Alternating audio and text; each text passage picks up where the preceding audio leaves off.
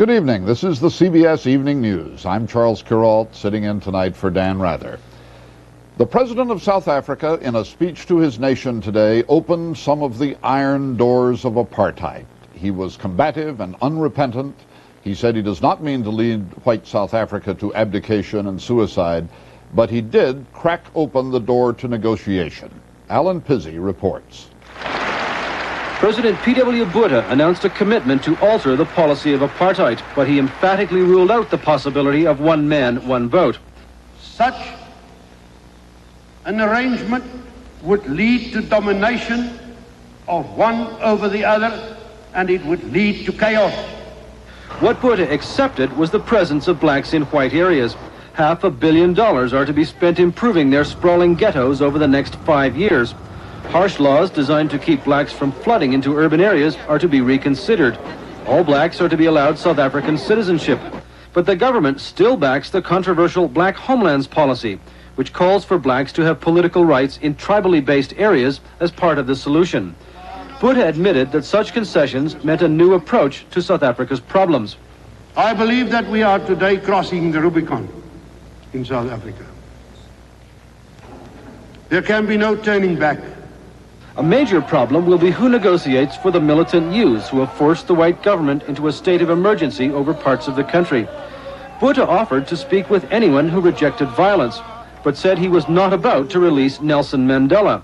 He has been in prison for 22 years and is the man most blacks see as their ultimate leader. The Africans want the franchise on the basis of one man, one vote. They want political independence. Botha had a warning for his critics inside and outside the country. I have applied much self-discipline during the past weeks and months. I've been lenient and patient. Don't push us too far.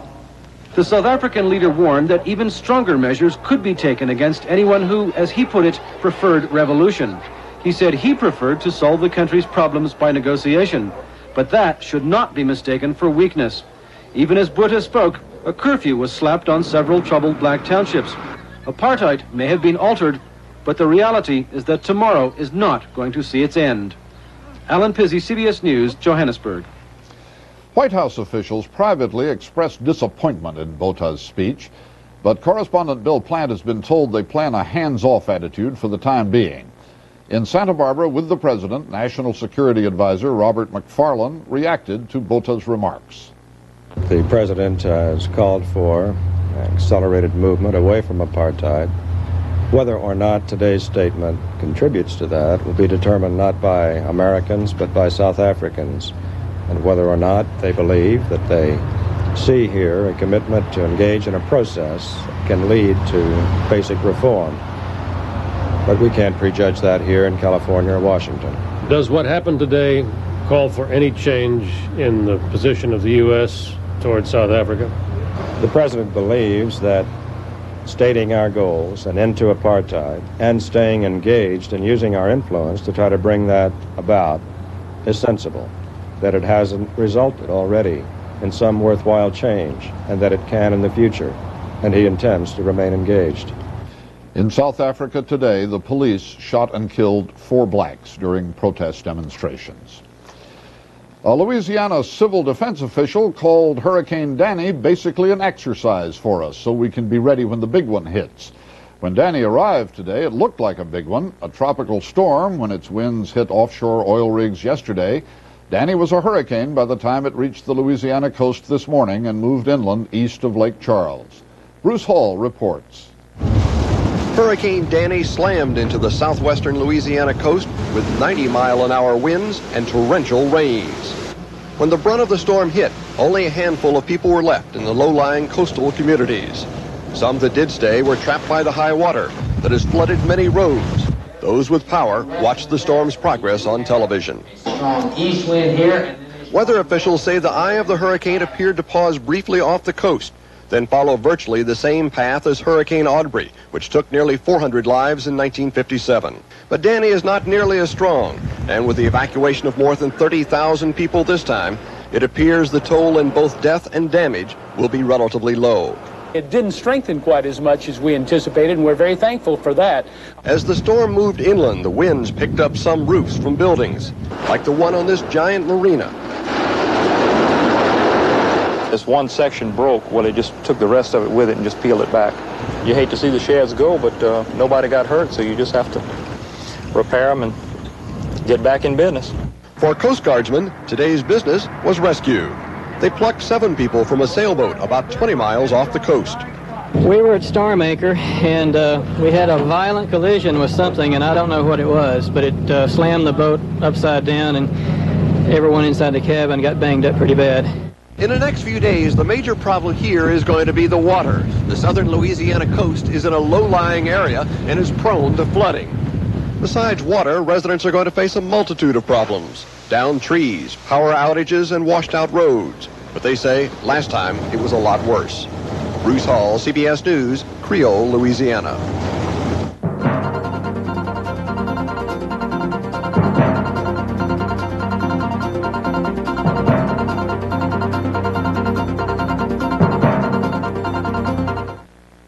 We're your type for memos and manuscripts, love letters for labels and laundry lists. If words are the way you write, we're your type. Typewriters, IBM, for hundreds checks, for doctor's orders, for company checks, police headquarters, for officers big and businesses small. We're your type.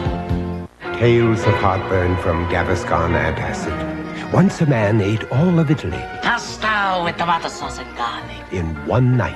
And the garlic. And the only thing that may seem worse than daytime heartburn is nighttime heartburn. Fortunately, there was Gaviscon, specially formulated so it not only gives fast relief during the day, it even works at night when you're lying down. Gaviscon antacid, it even works lying down. A federal judge in Baltimore ruled today that John Walker and Michael Walker, father and son, will be tried separately. The Walkers were accused of working together to sell U.S. Navy secrets to the Soviet Union. The judge also ruled today that John Walker's statements to the FBI shortly after his arrest may not be used as evidence at his trial. The judge said the FBI interrogated Walker without honoring his request to see a lawyer. It's well known that President Reagan opposes key parts of the federal policy that has governed the hiring and promotion of women and minorities in the workplace for a generation. There are reports today that some of President Reagan's top advisors want him to change that federal policy with the stroke of a pen. Fred Graham has details. I am for affirmative action. I am against quotas. Despite the rhetoric, Ronald Reagan, throughout his presidency, has enforced a landmark order signed 20 years ago by Lyndon Johnson that requires government contractors to use quotas in hiring minorities and women. At present, these quota systems cover 73,000 business locations and 23 million American workers. But among the Reagan advisors in Santa Barbara, a movement is underway to persuade President Reagan to sign a proposed new executive order rescinding the old Lyndon Johnson edict and outlawing the quotas. It would bar the use of any numerical goals for recruiting people, hiring people, promoting people. It would bar the Labor Department from considering the actual hires or promotions of any government contractor. It is an attempt to reverse history and throw the victims of racism and sexism back into an American form of apartheid. Many employers are encouraging the proposed change because they find the record-keeping burdensome and say the hiring quotas can be unfair. We are interested in doing something for the minorities. We are interested in their getting their fair share of the work, but they must compete for it and they must deserve it. It should not be just granted to them on a number system. The issue involves a power struggle between Attorney General Ed Meese, a hardline opponent of hiring quotas, and Labor Secretary Bill Brock, who wants to continue some form of the old affirmative action system. But right now, it's a White House hot potato. Spokesman Larry Speake says it's only being discussed at the staff level. The White House seems to face a political dilemma. It could quietly eliminate the quotas by amending the Labor Department's enforcement regulations. Or it could take the much more dramatic and emotional step of eliminating a rule that's been followed by every president for the last 20 years. Fred Graham, CBS News, Washington. The Federal Reserve Board said today that industrial production edged up just 0.2% in July. That is not much. The country's industrial output, hard pressed by foreign competition, has been rising at a snail's pace most of this year. There's been some fluctuation, but in general, interest rates are way down from where they were 5 years ago. Mortgage interest, car loan rates, the cost of borrowing to business, all down. And all of us would agree that's a good thing, wouldn't we? Well, as Jane Bryant Quinn reports, not quite all of us. It's not as big as many of the lots. Peter Nisich of Ridgefield, New Jersey, buying a house for the first time. Well, you can make a nice patio back here or a deck, make some improvements anyway. He's happy with falling interest rates because he gets a lower mortgage payment. With the lower interest rate, I should come out ahead. But not everyone comes out ahead when interest rates fall. Older people who live on the interest they earn on their savings have seen that income cut in half. When I first put my money away, I was getting between 15 and 17%. And you're getting now? Between 7 and 8%. For Bernie Amsterdam, a lower income means having less money for the comforts he wanted in retirement. But for Evelyn Thans, it's much more serious. I'll run out of money in about 5 years. Mrs. Thans lost her husband a year and a half ago, and because of poor eyesight, she is having trouble finding a job.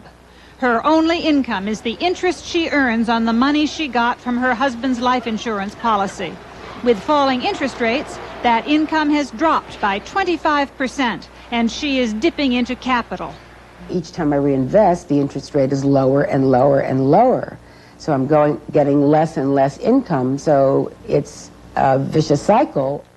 I can't see where things can continue at this low rate of interest. I could be more comfortable, and I can't see where it would do so much more harm if it went up to the, we'll say, 10 to 12%. CBS News spoke to many other people living on their savings who were too embarrassed to talk about their loss of income on camera. But they all said they were cutting back or postponing their retirement or thinking about going back to work. Lower interest rates, they said, may be fine for the young folk, but for us, it hurts. Jane Bryant Quinn, CBS News, New York.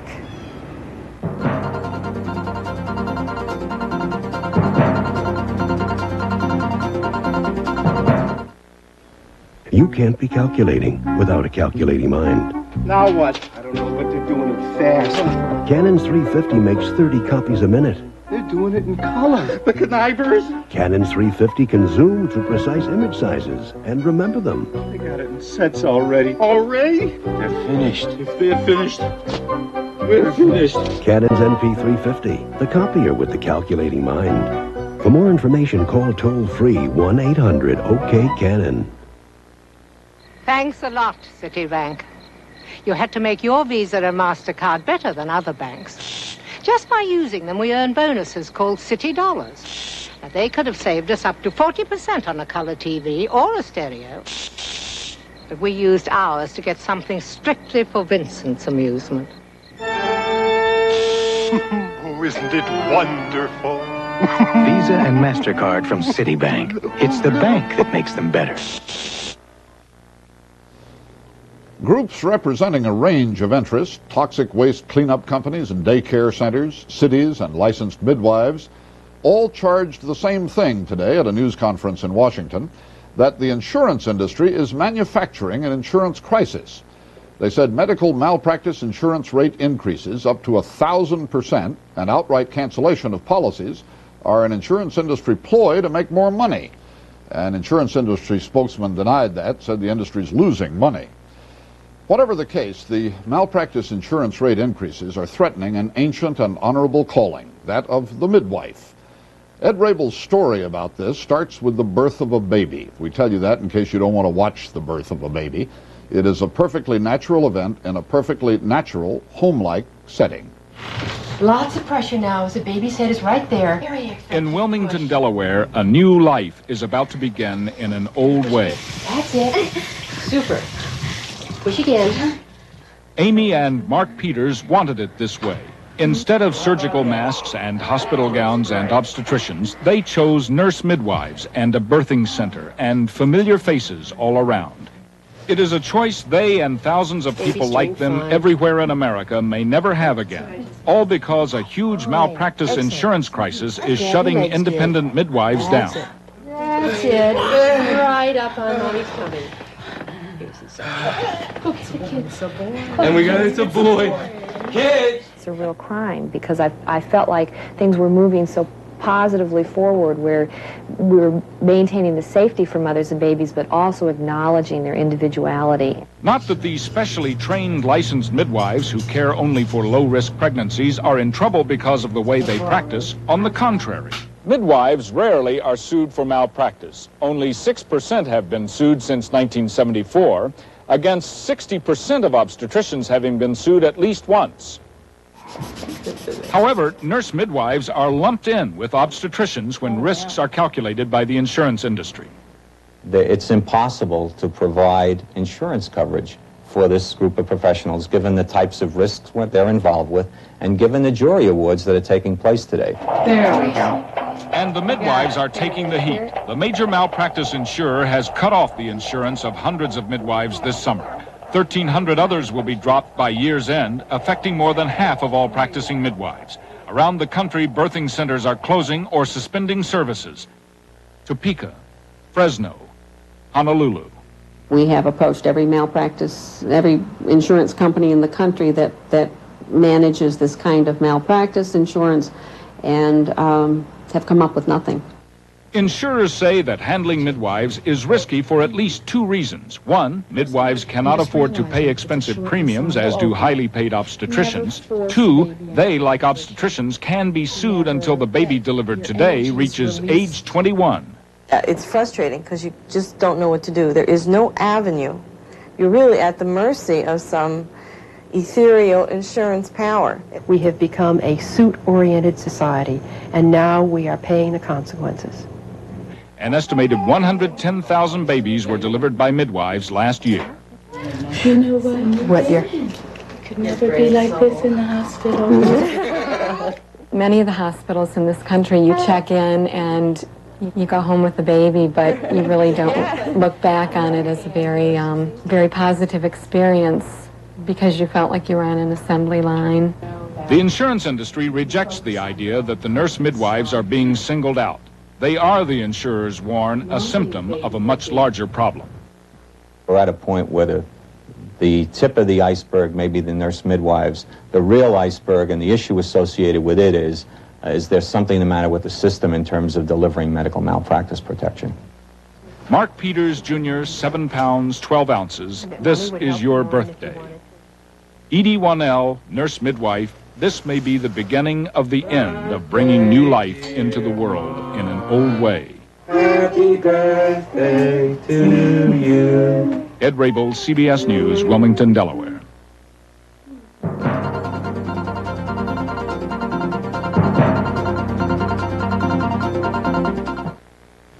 The Remington microscreen shaves as close as a blade or your money back. Look, no cord. It's rechargeable. It never needs a cord because this convenient charger stand keeps it continually charged. The Remington microscreen shaves as close as a blade or your money back. Here's why. The first screen shaves incredibly close, the second even closer. The Remington microscreen rechargeable shaver shaves as close as a blade or your money back. And the Lady Remington rechargeable, the perfect gift, shaves without a cord.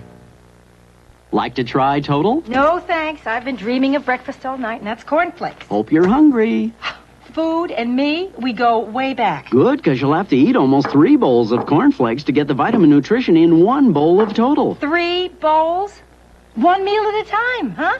Whole wheat Total has 100% of 9 vitamins and iron. Takes almost 3 bowls of cornflakes to get that. Even I've never been that hungry, I think. Total, 1 bowl, 100%.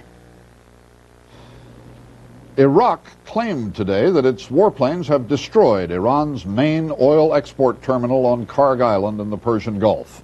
Iran made no mention of any attack.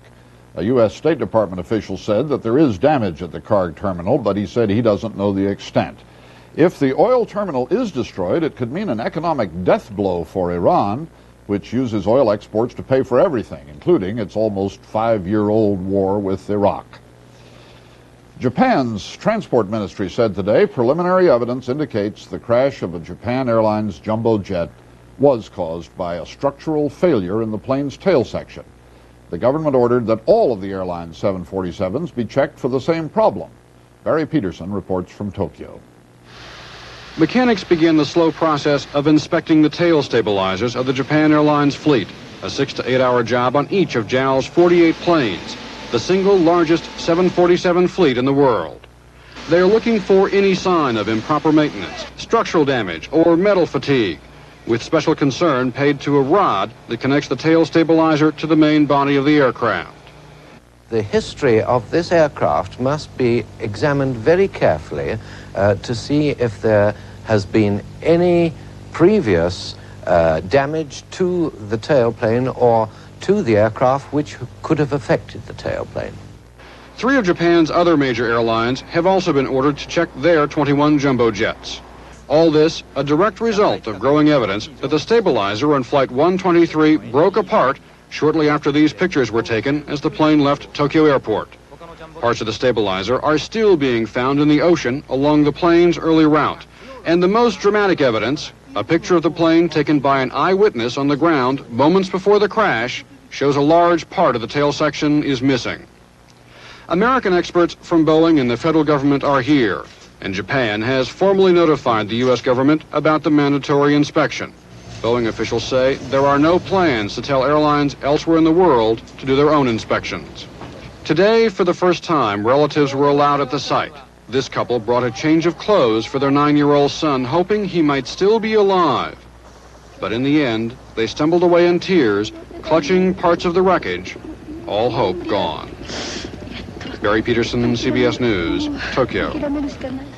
Terrorists have struck again at U.S. military forces in West Germany. 2 bombs damaged an American Forces Network radio tower at a U.S. Army depot. Nobody was injured. A week ago today, 2 Americans were killed by a car bomb at a U.S. air base near Frankfurt.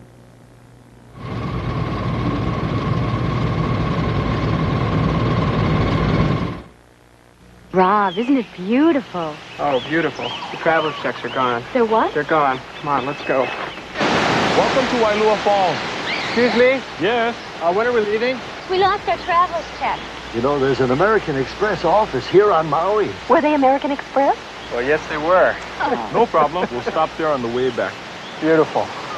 And as I was saying about Wailua Falls, American Express has nearly 1,000 travel service offices to help you. Don't leave home without them. When it comes to cleaning the bathroom, let us do your dirty work so you can make a clean getaway. Dow bathroom cleaner with scrubbing bubbles. Let us do your dirty work. Oh, you ain't got this thing if you ain't got that thing. Oh, you ain't got a thing if you ain't got that cling. Handy Wrap 2 with Cling Plus has twice as much cling as old Handy Wrap, so it seals in freshness and flavor longer. Your days go by fast. Your work never seems to end. That's why we stand behind Whirlpool Appliances with Cool Line telephone service to help with questions, our do-it-yourself repair manuals, and our national network of franchise tech care service outlets. Whirlpool Quality Appliances. We're making your world a little easier. Whirlpool makes it easier for you. We are marking the anniversary of a fabulous business success story, an invention that has changed our lives. Since its beginnings, stock in that invention has multiplied 31 times in value. Inventors and investors, please copy. Susan Spencer reports. Every second of every day, you can bet that somebody, somewhere, is copying something. 25 years after the first gray box lumbered off the line at Xerox, the copy machine has changed life in ways no one imagined. The engineers were so deep in problems that none of them went out and bought stock. We all just sort of plugged along saying, well, maybe something will come of it. Even in the old world of messy mimeos and sticky stencils, one marketing survey predicted that nothing would come of it. Eisenhower's White House ordered just 2. No one understood the need that was out there. 500 more sets. No one understood that if people could make 500 copies as easily as one, they would. That if they could copy copies, they'd do that too. It's a miracle. In business or in government offices, they will put out an office memo complaining about the excessive paperwork, and the memo will be in triplicate. Triplicate nothing. Americans made roughly 380 billion copies last year, enough to go around the world 66,000 times, prompting purists to worry that we're making copies of things that probably shouldn't have been written in the first place. The ability to reproduce something makes it possible to distribute something instead of editing it. Instead of improving the contents, you make it available to more people.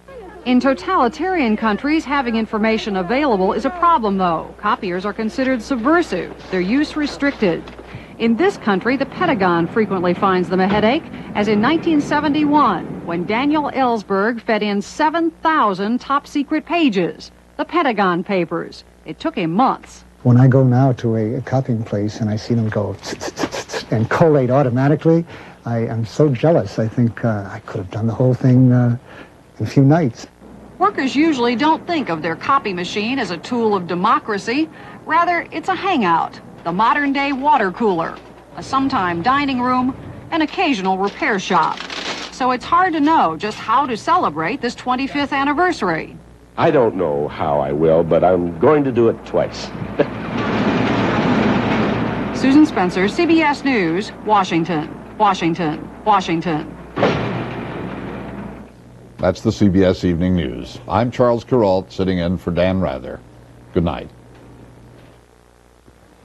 My most embarrassing moment with my dentures, my wedding day. I started to say I do and my upper plate nearly fell out. I thought I'd cry. That's when I got Super Polygrip. Super Polygrip gives a real firm hold and also helps keep food from getting under your dentures and irritating your gums. Since my wedding, I always use Super Polygrip. Super Polygrip helps keep food out, dentures in. I hate to cry at weddings. The makers of Tylenol have recently made pain relief better with extra-strength caplets. Look, caplets are specially designed. They're shaped and coated to make them especially easy to swallow. Extra-strength caplets, only from Tylenol. Once man's feet walked free. In time, he developed shoes. Soon man developed athlete's foot. Egad. Today, there's Mycotin with Myconazole, a patented ingredient to cure athlete's foot. Mycotin, the end of the road for athlete's foot. Shake, shake, shake, shake it on down. Shake, shake, shake it on down now. Shake, shake it on down the line. I said shake, shake, shake, shake, shake, shake it on down. When we test big Ford pickups, we really shake them up above and beyond how you normally drive your truck. That's another reason why we can say they're built Ford tough. Shake, shake, shake, shake, shake, shake it on down. The best built American trucks are built Ford tough.